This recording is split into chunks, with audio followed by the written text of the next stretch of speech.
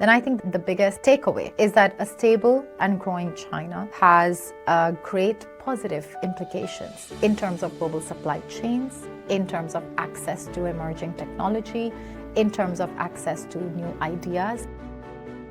I think again strengthens the resolve of developing countries that started with dozens of them in the first phase signing up to the BRI to continue that creative path of cooperation and domestic success.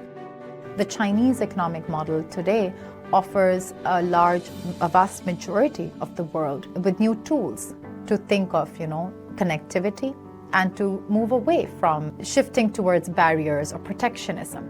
We need less protectionism.